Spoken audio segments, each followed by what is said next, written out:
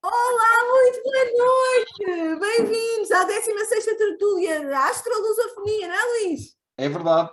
Já estamos a gravar. Olá, Zeno! Olá, Camila! Olá, Esther! Olá, Luís! Olá, Arminda! Olá, Olá! Cibele, boa noite. Olá, Márcia! Olá, Olá, Márcia. Cibele! Olá, Júlia! A minha professora de horário! Um beijo! Sejam todos muito bem-vindos! Sejam Linda! todos muito bem-vindos. Para quem já vem cá, já esteve connosco várias vezes, e para quem é hoje a primeira vez, muito Qual bem-vindo. é a professora? Acho que o Paulo eclipsou-se. Olha, Luís, vamos continuar enquanto o Paulo volta a falar das regras. Claro. Ora, já sabem que o microfone tem que ficar fechado durante a apresentação do palestrante, que é relativamente óbvio, porque todas as regras são óbvias, não é? Ter a câmara aberta, que já estou a ver que toda a gente tem a câmara todos abertos, porque isto aqui é uma tertúlia, é para nós vermos uns aos outros. Já sabem que quando quiserem fazer perguntas, metam na caixa, que é para depois sabermos quem é que pode falar em primeiro lugar. E mais o quê? E ficam a saber que esta palestra será publicada na próxima quinta-feira, e só a primeira parte, não é? A parte da apresentação do nosso tertuliano especialíssimo hoje. Exatamente. Especialíssimo. Quem esteve em coma durante os últimos anos em Portugal não conhece esta figura. Portanto, passo-te a ti este fardo imenso que é Passas-me a mim, olha, eu vou dizer, eu estou cheia de dificuldades, porque eu tenho aqui várias opções de biografia para apresentar o Paulo. Tenho esta, Luís, o que é que tu achas? Ou tenho esta gigante? Depois tenho... Eu não sei para onde é que é começar. Olha só, tenho aqui uns cartazes que ele fez. Vamos ser condescendentes. Olha, Luís. Com os nossos participantes. Uau! E tenho livros. Bem, são 50, não é? Basicamente, o nosso Paulo Cardoso, que é mundialmente conhecido, no Brasil então, não é? Morre-se. Brutal. Sempre que eu fazia lives, a gente dizia o Paulo Cardoso, Paulo Cardoso. O Paulo Cardoso no Brasil também ele é bem conhecido no Brasil. Mas eu acho que é mesmo muito bem conhecido. Mas não sei se sabem que ele também é pintor. Eu por acaso não sabia. Descobri e foi ótimo. Também é ensaísta e escritor, mais de 50 livros, e 2 deles são estes. Este é o último, que tenho o privilégio de ter com autógrafo, e este é o mais desejado, que eu consegui por milagre. Andei à procura no sebo virtual. Não sei como é que eu consegui este livro. Foi uma loucura. Não há, esgotou, não há. Não sei se há aí no Brasil. Aqui não há. Aí há. E é sobre isto que ele vai falar. Não é? Não há, pois. Paulo, tem que resolver este problema. Então, imaginem, astrólogo há mais desde 1900 e sei lá, desde que eu nasci, acho eu, 76, né? Quer dizer, nasci em 77. Pintor, ensaísta, escritor, já fez mais de 30 exposições individuais. Claro que eu estou a ver uma cábula, não é, Luís? Isto é muita coisa. Além de mais outras 40 de exposições coletivas. Quando eu nasci em 77, começou a fazer consultas de astrologia. Reparem nesta coincidência. Portanto, 45 anos, eu sei, mas em Leão não parece, mas já lá vão 45. Há 45 anos que o Paulo faz consultas de astrologia. Nossa Senhora! E a partir de 48 colaborou em vários espetáculos como cenógrafo, não sei se sabiam, eu não sabia, achei o máximo, e pintor. Oriundo de uma família de músicos e artistas plásticos, nasce e vive em Lisboa, e depois é químico, não sei se sabiam, é alquimista, que é o máximo. Frequentou simultaneamente o Conservatório Nacional e a Escola Superior de Belas Artes, foi autor e apresentador de Mapa das Estrelas na televisão, analisava os pontos mais secretos dos horóscopos das pessoas famosas, divulgava a obra astrológica de Fernando Pessoa, que é o que ele vai fazer hoje, e apresentou, e contaminou muitos jovens, como eu e o Luís, né? Luís, estás essa parte jovens. Pelo amor à astrologia, eu, francamente, acho que foi assim que eu descobri a astrologia na televisão, porque o Paulo estava sempre lá, né? É uma referência. São tantos programas que eu confesso que não consegui decorar. O que interessa mesmo é eu passar a palavra ao Paulo, verdade? Se vocês não querem, estão fartos de me ouvir. Portanto, Paulo, o palco é todo seu. Portanto, tem 30 minutos, já sabe, nós não... queremos ser generosos, não, Luís? E vamos a isto, já sabe, o palco é seu, a palavra é sua, e obrigada por ter aceito o nosso convite. Já cá estou? Já! Uau! Muito obrigado a todos. Fico muito contente de estar aqui a falar para o outro lado do mundo também. Eu adoro o Brasil. Já lá fui não sei quantas vezes. Já fiz exposições as minhas exposições de pintura que eu fiz, tanto no Rio de Janeiro como em São Paulo, foram desculpas para falar de Fernando Pessoa.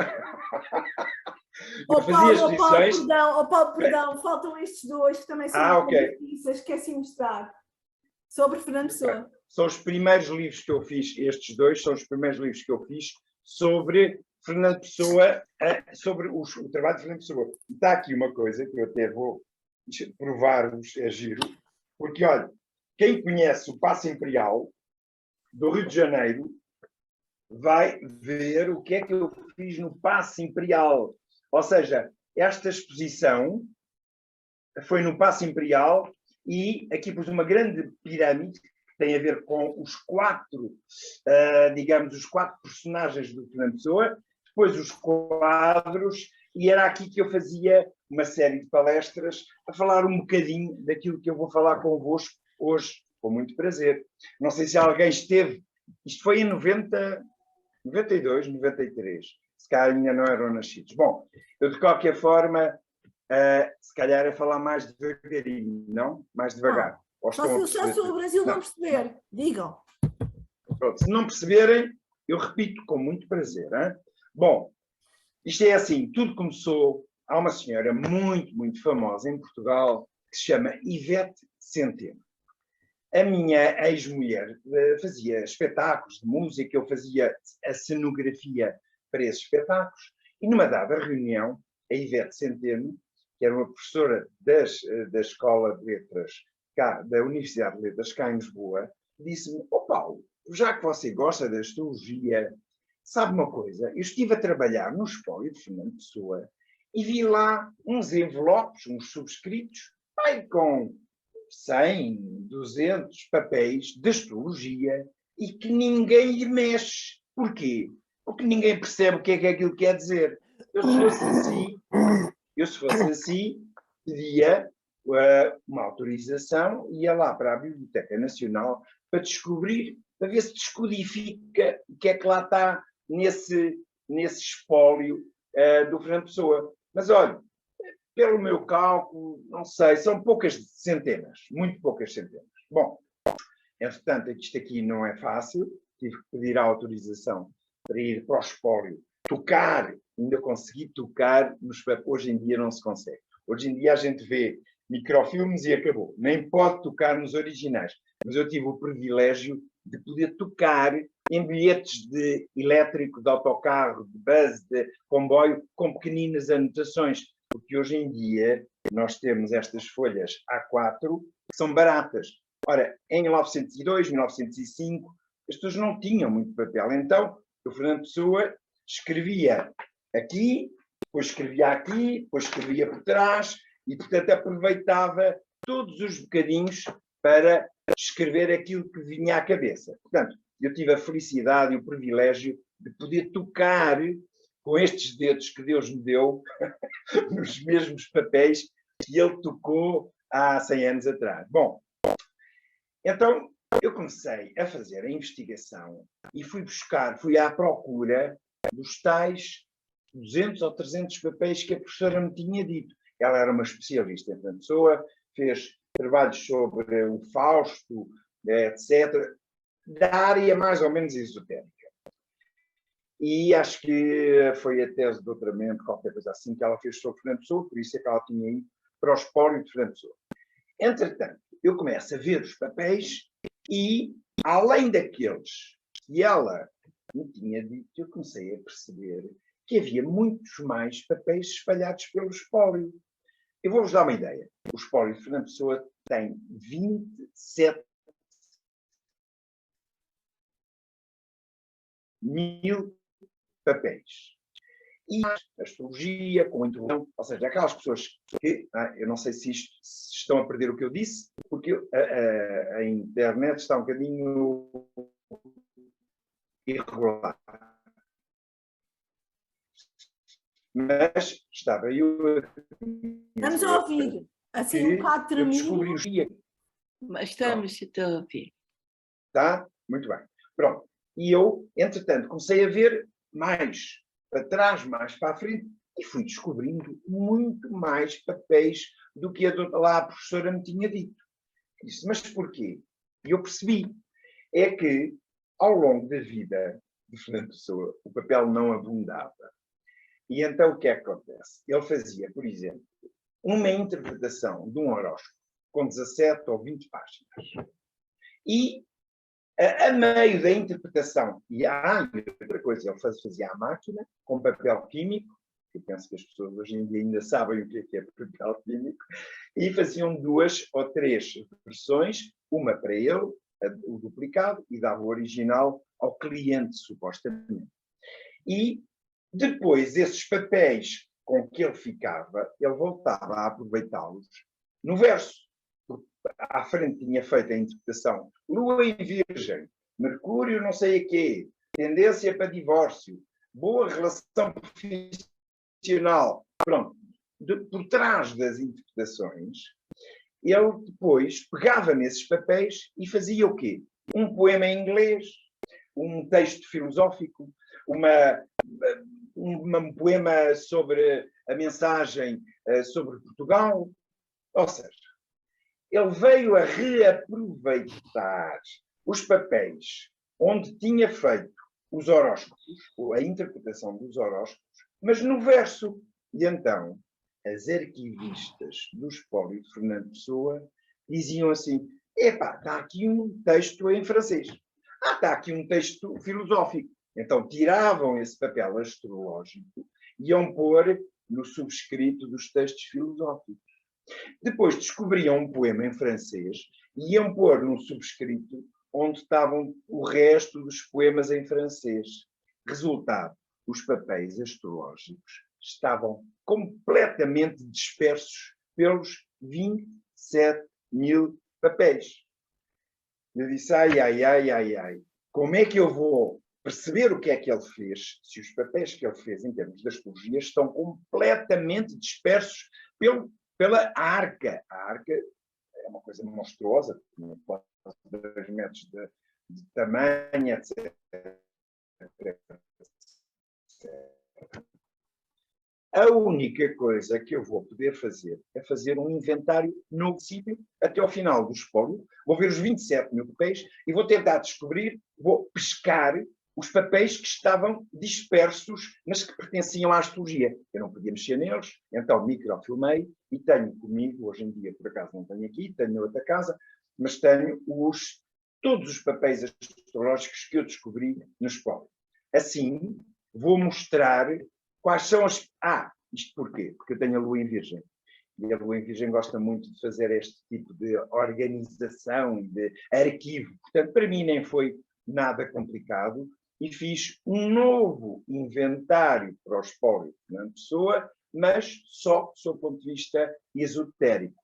Eu vou partilhar agora uma imagem, que me parece que é esta. E eu agora vou andar um bocadinho para trás. Só um bocadinho.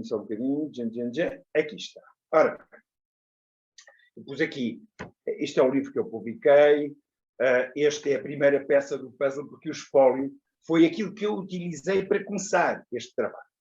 E depois, isto foi o meu primeiro apanhado, isto foi feito em 1981, este apanhado, claro, depois isto é um Excel feito à mão, não é? E, portanto, o que acontece? Isto foram as primeiras conclusões que eu tirei quando estudei no espólio. Isto quer dizer que havia, este símbolo quer dizer, isto são os tais envelopes. Há um envelope chamado sinais, há 221 papéis importantes sobre a astrologia. Este X é muito importante. Há 261 textos muito importantes sobre a astrologia. Estes, que é uma estrelinha, um asterisco, são os documentos mais interessantes que eu consegui encontrar. São 20. E eu já os vou mostrar, porque estes praticamente estão todos já publicados nos livros. Esta bolinha quer dizer horóscopos.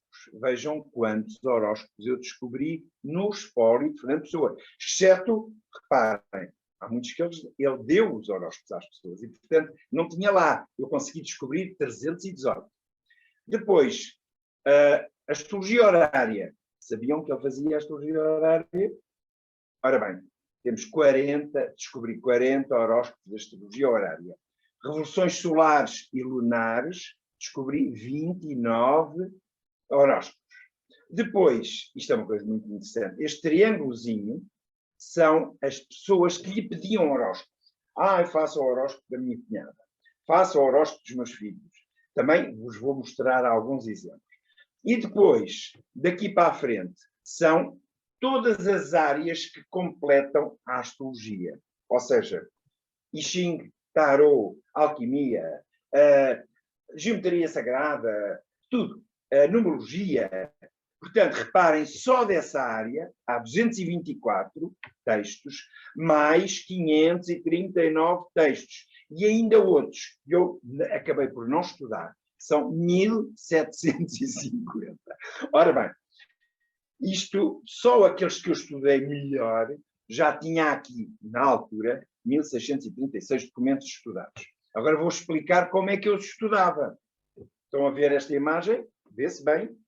Ora bem, eu fazia o microfilme, ou seja, a reprodução de cada papel, e depois tirava a fotocópia ampliada e começava a fazer documento 41A, 23, e depois a tentar descobrir cada um destes algarismos e o que é que eventualmente aquilo quereria dizer na ótica do Fernando Pessoa. Portanto, aquilo que eu fiz aqui, neste documento, fiz em dezenas e dezenas de euros para perceber o que é que ela afinal sabia, não sabia, etc, etc. Não me vou alongar.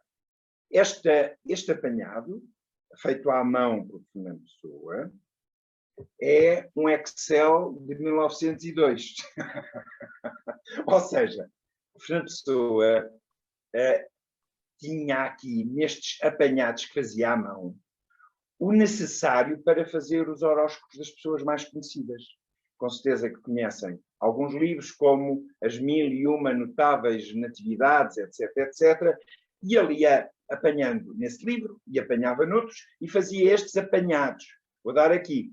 Rei da Grécia, Oscar Wilde, Victor Hugo, Emil Kant, Charles Dickens, etc. Portanto, Pasteur, Napoleão, etc. Portanto, isto são todas as pessoas sobre os quais o Fernando Pessoa tinha interesse e as coordenadas todas necessárias para fazer os seus horóscopos. Mas isto é um papel.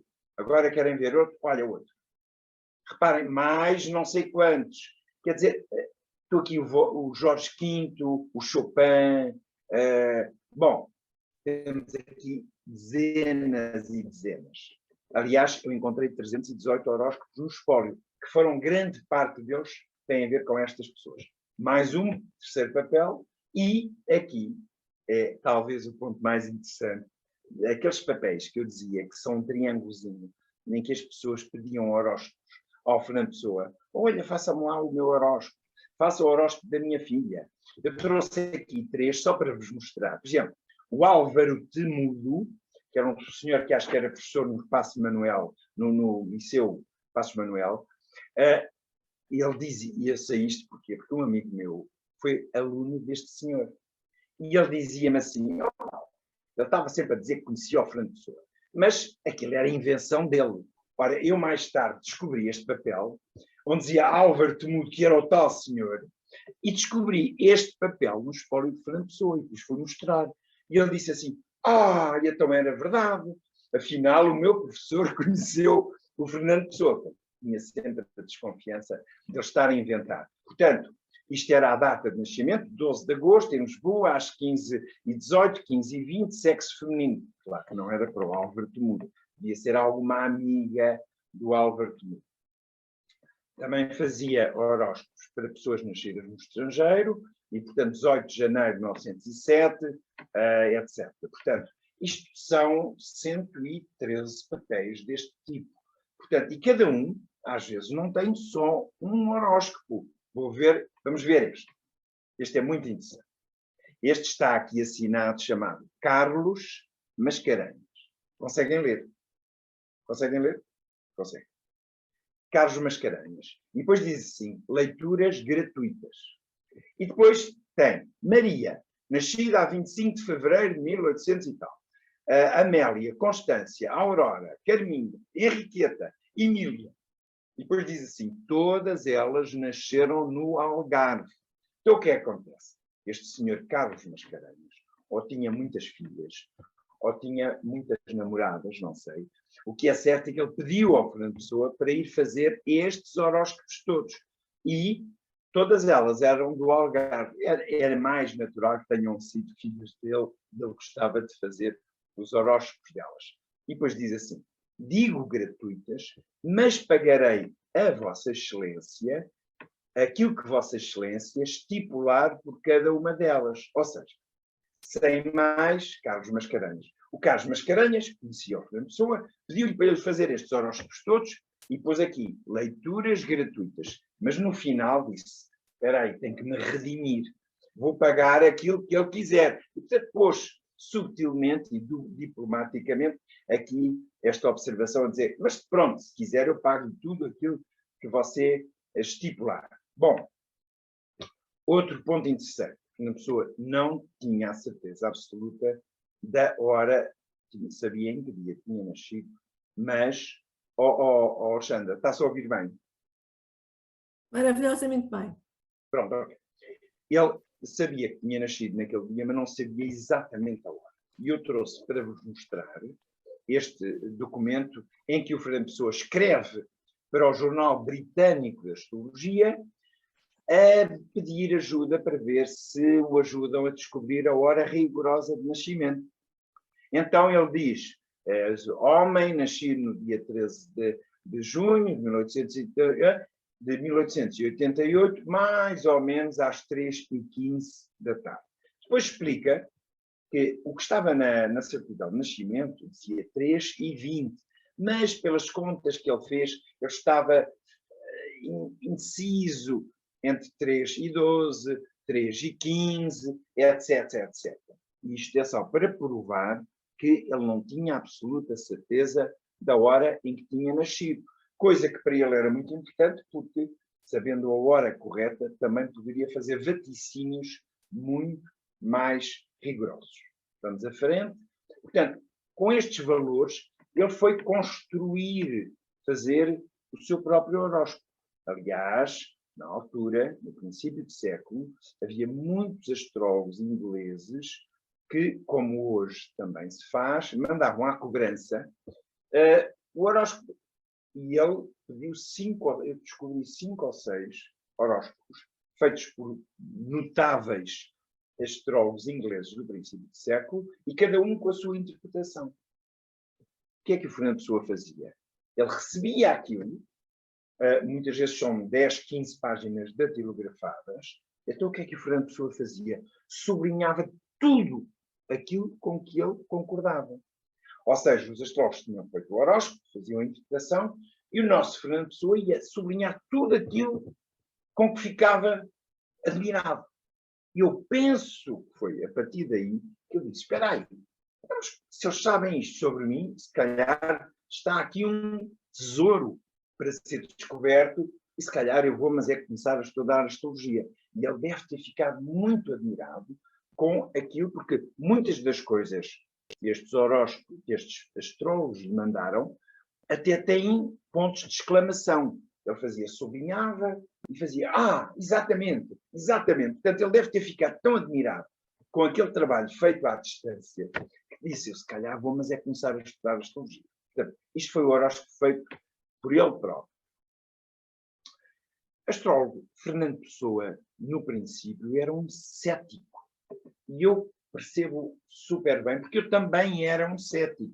Eu andei em química, matemática, física, adorava essas coisas. E quando eu comecei a fazer astrologia, também disse, mas como é que isto é possível? Como é que é possível o horóscopo falar de mim quando eu sou aquilo que eu pensava, que era aquilo que eu queria ser e não aquilo que eu tinha que ser? E por isso o Fernando Pessoa também era muito cético. Então o que é que ele fazia?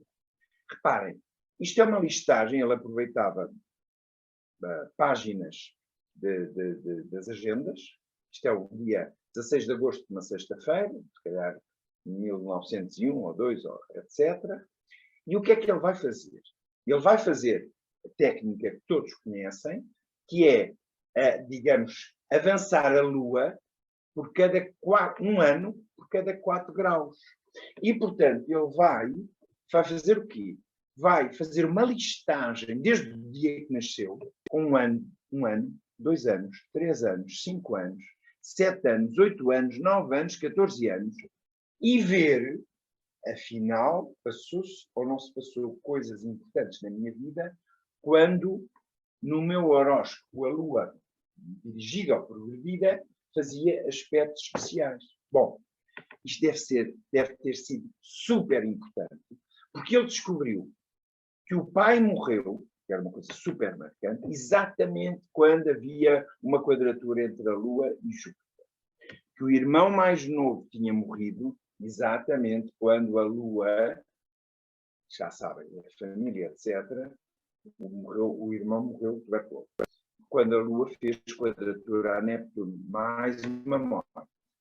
Depois a mãe casou-se segunda vez. Depois foram viver para a África do Sul. Ou seja, ele foi perceber, foi checar, verificar todas as datas da sua vida para ver se todos os acontecimentos mais importantes tinham alguma relação com os cálculos astrológicos.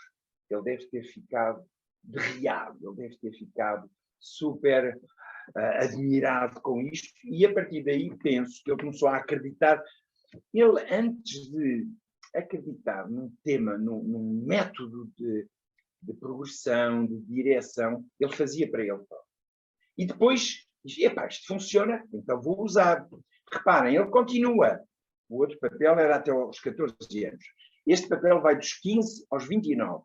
Viagem para Durban, retorno para Lisboa, etc. Ele vai descobrir a data do Orfeu. E depois ainda há um outro papel, entre os 30 e os 44 anos. Reparem, ele foi super minucioso. Há aqui um espetacular. Ele escrevia sempre aquilo que lhe acontecia. Mas neste ele não pôs nada. Ele aqui pôs uns símbolos secretos. Obviamente ele tinha ascendente escorpião. É natural que não quisesse dizer tudo, sobretudo quando as coisas tocavam sob o ponto de vista amoroso. E por isso, ele aqui não pôs nada. Diz, aconteceu aqui uma coisa estranha, um encontro estranho, uma grande coincidência, mas não diz o que é. Então eu fui fazer as contas. E o que é que calhou exatamente nesta idade? Foi quando ele conheceu a Ofélia. Portanto, foi o seu namorico que ele ou não levou muito a sério, ou não queria explicar aqui neste papel, que depois as pessoas podiam ver, não queria explicar que até o encontro com a Ofélia estava marcado no seu horóscopo através de uma técnica de prognóstico. Mas pronto, ele continua a fazer isto. Eu creio que isto, e ele faz muitas vezes isto, quando aprende uma nova técnica, ele vai fazer tudo para ele, para ver se tudo isto, ele cresce astrologicamente ao ponto de uma coisa que já todos conhecem. Ele, a certa altura, ele vai criar, por volta dos seus 1916, portanto, 27, 28 anos, ele vai criar o chamado Rafael Baldaia, que era o heterónimo astrólogo. E aqui é um papel super conhecido, eu já publiquei, sei lá, 200 ou 300 vezes este documento, desde que eu o descobri no espólio, onde ele tem os preços.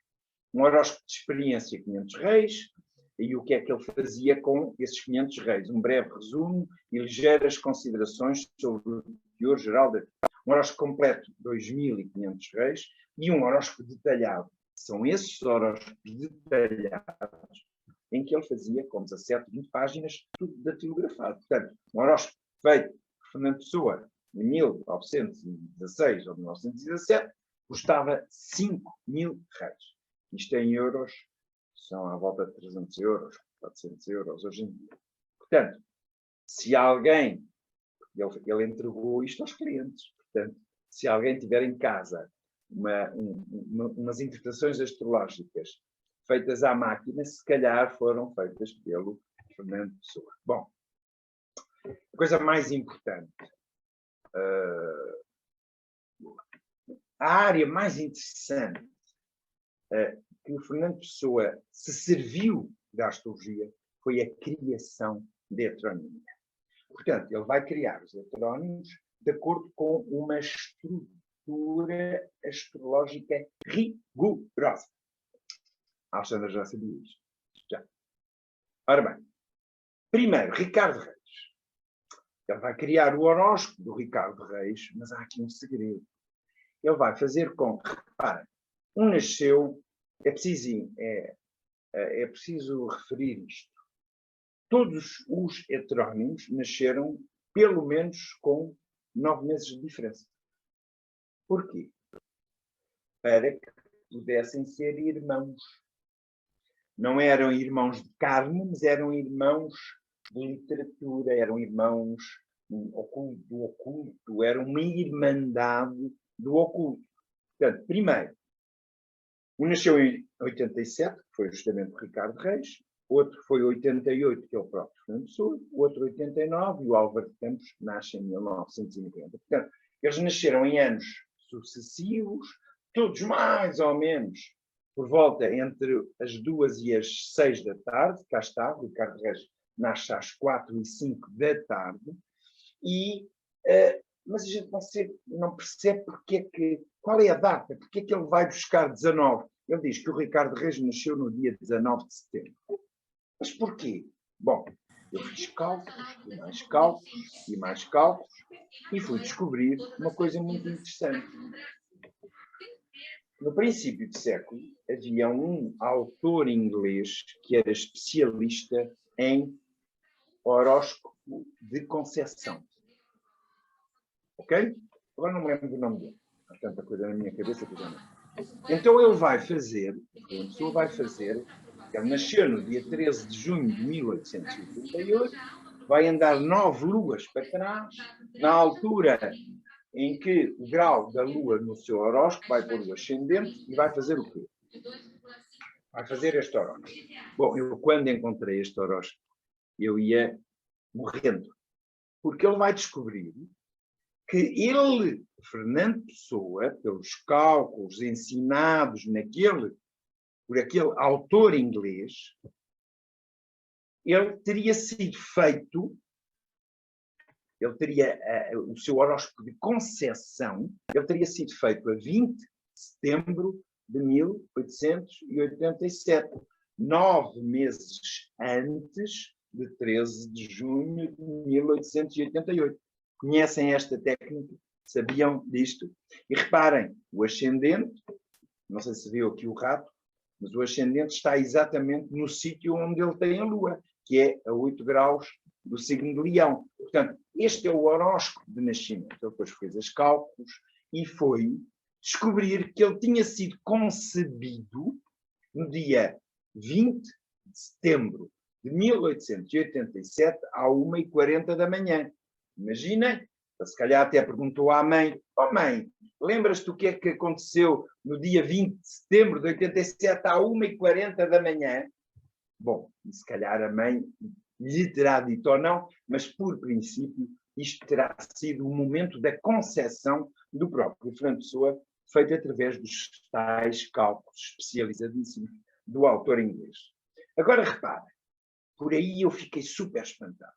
Então, ele foi concebido a 20 de setembro de 1887, à 1 da manhã.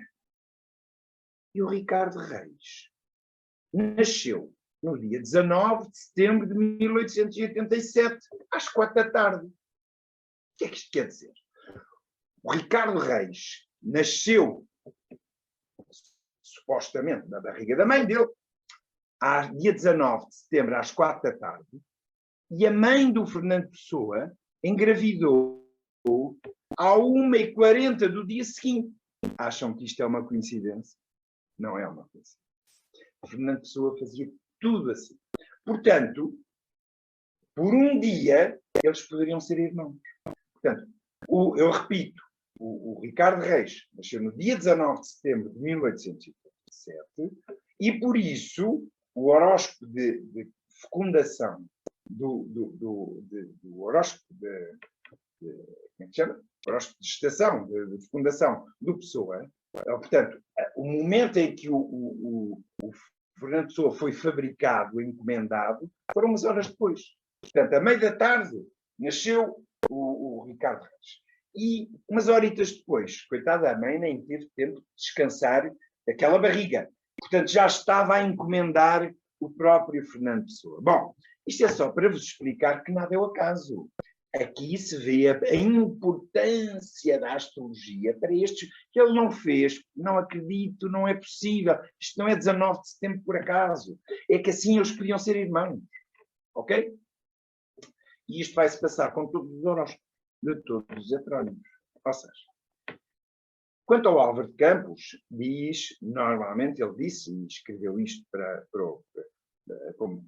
deixou escrito em vários sítios, que o Álvaro de Campos nasceu em Tavira no dia 15 de outubro de 1890. Cá está. Um nasceu em 87, outro nasceu em 88, que foi Pessoa. O Álvaro de Campos nasceu em 90 e o Alberto Queiro nasceu em 1889. Está feita a Irmandade. 87, 88, 89, 90. Sempre com 9 meses de diferença, para poderem ser irmãos. O que é que no horóscopo de Fernando Pessoa diz que ele gostaria de ter irmãos no oculto? Vamos lá descobrir. Vamos andar para trás e ver no horóscopo de Fernando Pessoa uma coisa muito importante, é que ele tem praticamente todos os planetas em Gêmeos, irmãos, na casa 8, oculto. Portanto, ele tinha uma predisposição para ter uma espécie de pertencer a uma irmandade literária oculta. Estava no próprio horóscopo. Portanto, quando ele inventou os horóscopos dos heterónimos, não há nada de especial, não há nada, faz parte daquela maneira de ser. Portanto, este é o horóscopo de Álvaro de Campos. Ele hesitou, quanto ao Álvaro de Campos, hesitou, às vezes é 1h30, aparece, eu descobri outro horóscopo em que ele diz que é 1h17, não é 1h30, é 1h17, mas nasceu em Lisboa, não nasceu em Tavira. Portanto, ele anda aqui a fazer uma série de cálculos que isto servia para outra palestra. Porque é que ele pôs àquela hora e não na outra? O que é que está por trás destes cálculos todos? Seria um tema para outra palestra, vai, 2 ou 3 anos. Bom, vamos Paulo, sim, é melhor, porque já estamos a pouco tempo. Então vou ser rápido. Não se esqueçam de uma coisa muito importante. O Álvaro de Campos tem ascendente Capricórnio, Terra. O Ricardo Reis tem ascendente Ar, Aquário. O Alberto Queiro tem ascendente Fogo. E o próprio Fernando Pessoa, ascendente Água. Estão cá reunidos os 4 elementos. Não é por acaso. Todos tinham que pertencer a uma área para que todos juntos, então, fossem o símbolo da perfeição. Pronto. Eles não eram perfeitos eram perfeitos a junção dos 4. Agora, este do Alberto Queiro é uma coisa mágica. Ele diz que o Alberto Queiro escreveu O Guardador de Rebanhos, que foi a obra-prima do Alberto Queiro, no dia 8 de março de 1914. Por que é que isto aconteceu nesta altura? Vamos ver os cálculos que o Fernando Pessoa fez no horóscopo do Alberto Queiro. Reparem o que é que está aqui em baixo. Vou aumentar. Olha, isto é um apanhado daquilo, mas uma ampliação. Não sei se percebe, mas podem acreditar em mim. Guardador de rebanhos. Quando o Sol fez conjunção com Vênus, e Vênus era o regente do meio do céu. Ou seja, para o Alberto Queiro fazer a obra-prima, reparem, tinha que haver uma junção perfeita entre o Sol, e agora vou mostrar o horóscopo dele. O Sol é o regente do ascendente. O Vênus é o regente do meio do céu. Quando o ascendente chegasse ao clímax do meio do céu, o Queiro poderia escrever a obra-prima. Por isso, e como isto, feitas as contas, dava 1914, é por isso que ele nos diz o guardador de rebanhos foi escrito em 1914. É tudo ficcionado em relação como suporte na astrologia. Ok? Mas vamos avançar, porque eu ainda vos quero mostrar uma coisa mais gira.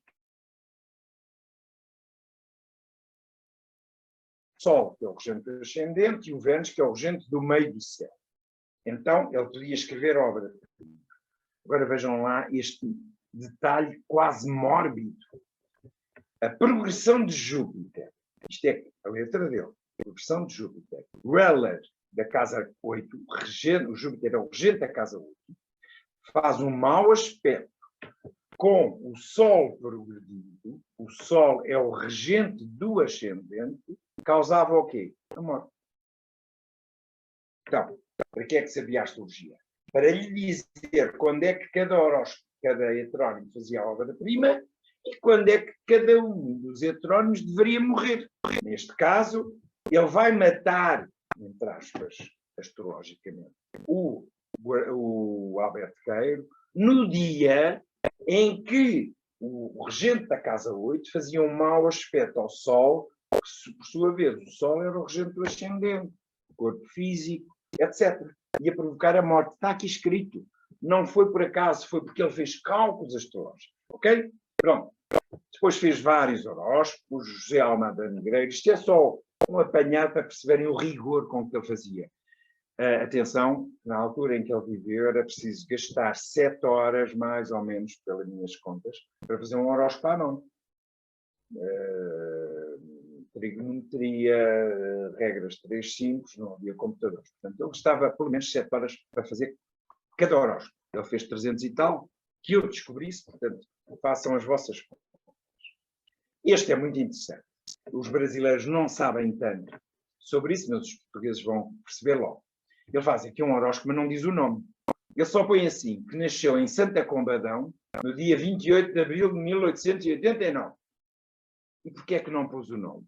Porque nós, todos sabem, quando nós fazemos horóscopos dos filhos, das pessoas que nós conhecemos, nem precisamos de pôr que é do Paulinho, ou do Ruizinho, ou do Luizinho, ou da Alexandrinha. Não, porque a gente conhece aqueles horóscopos tão bem, nem é preciso pôr o nome. Para, o Fernando Pessoa não pôs o nome neste, sabem quem é, nasceu em Santa Combadão neste dia, Salazar. Portanto, ele tinha tanta familiaridade com uma série de horóscopos. Por exemplo, uma mulher que era amante daquele mago inglês maluco, que ele ficou absolutamente extasiado com a beleza e a sensualidade da namorada do Aleister Crowley, que ele também não pôs o nome no horóscopo.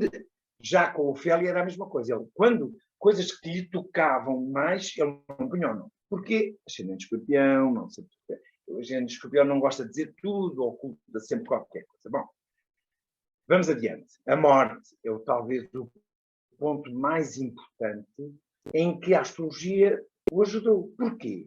Ele queria fazer a obra-prima. Ele tinha Saturno no meio do céu, Lua no meio do céu, etc.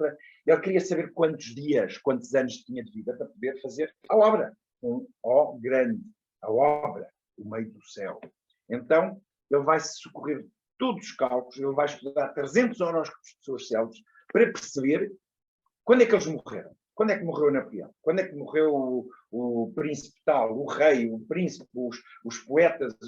E ele vai perceber qual é a mecânica astrológica para descobrir a data da morte. E depois vai tentar perceber quando é que ele vai morrer. Simples, um bocado mórbido, mas simples. Mas prático. Ele queria deixar a obra organizada, ele queria deixar a tal arca, com tudo o que ele fez na vida, tudo bem organizadinho para as próximas gerações. Então, isto é um dos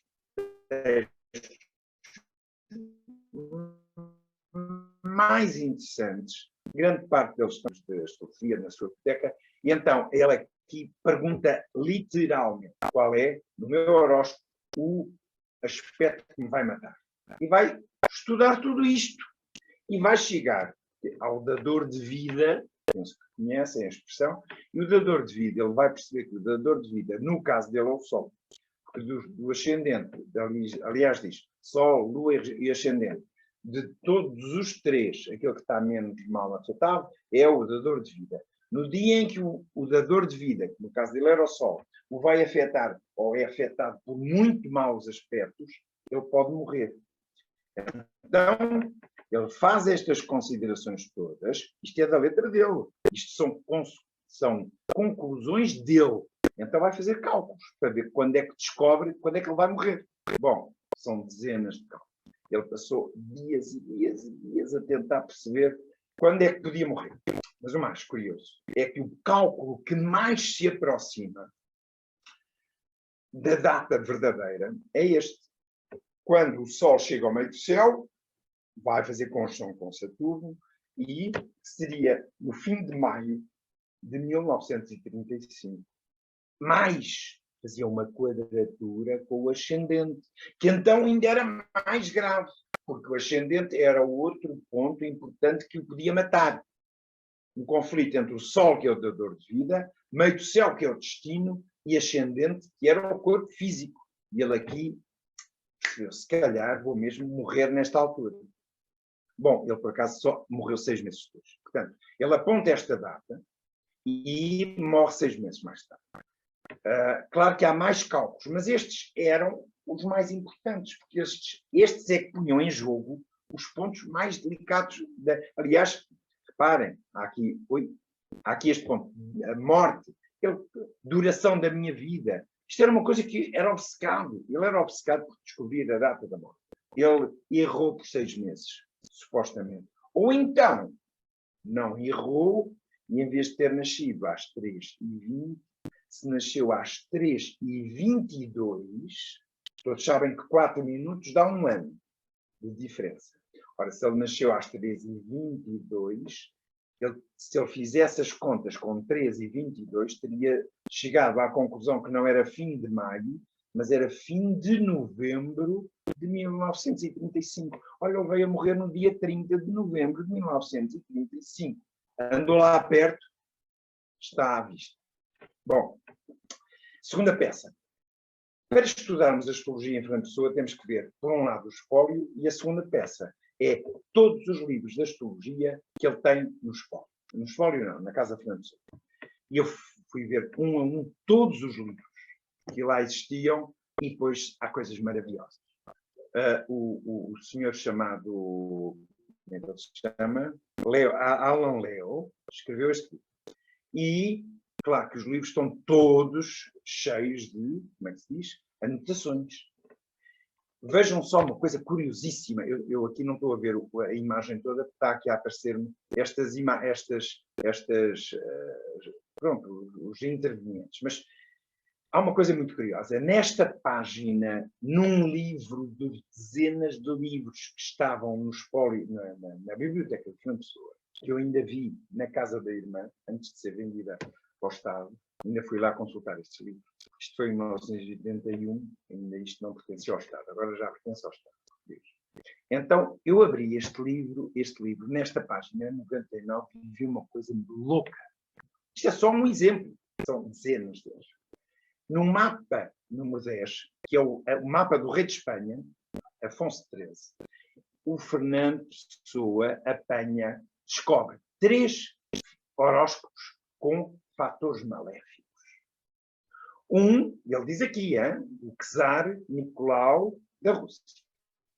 Um horóscopo profundamente maléfico. O segundo ponto era a lua do próprio Afonso XIII de Espanha. Outro horóscopo maléfico.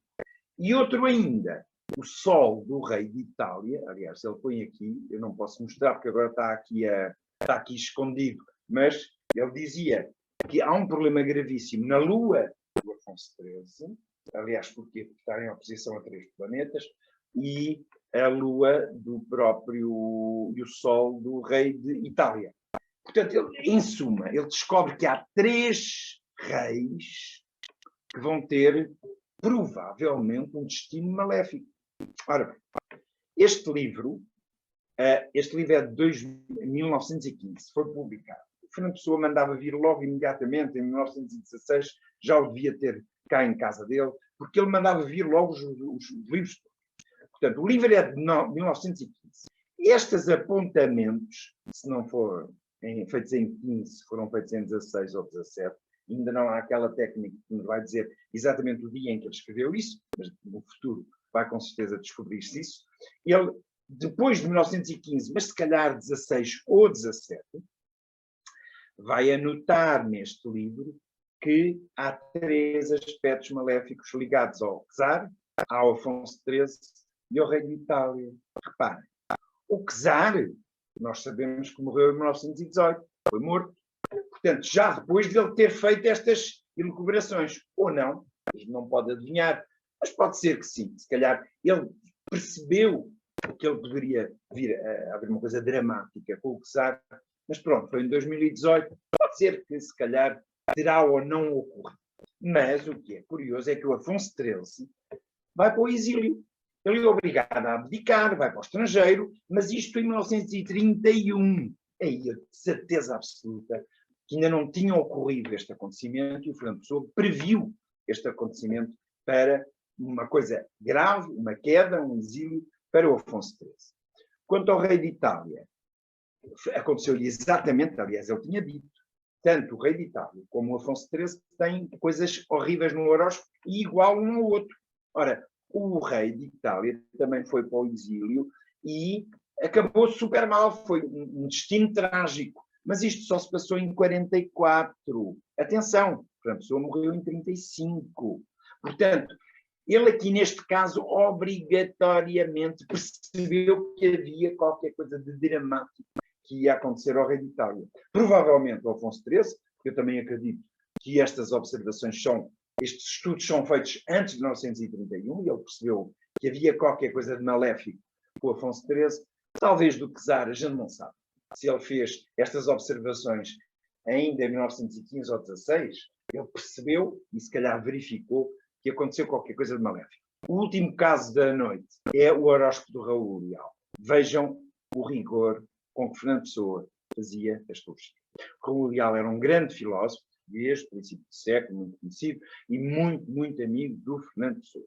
Aliás, ele publicou, o Fernando Pessoa publicou na sua editora livros do Raul Leal.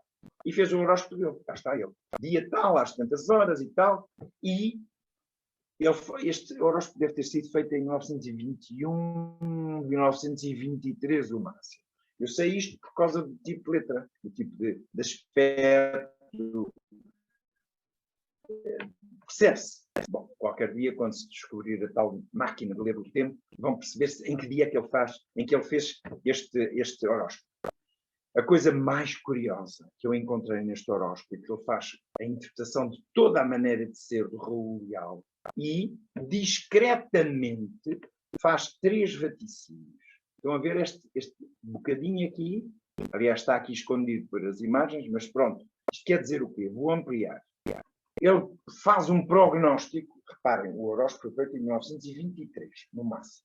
Ele faz um prognóstico que em 1957, ora de 20 para 50, 30 e tal anos depois, havia um bom aspecto na vida do amigo.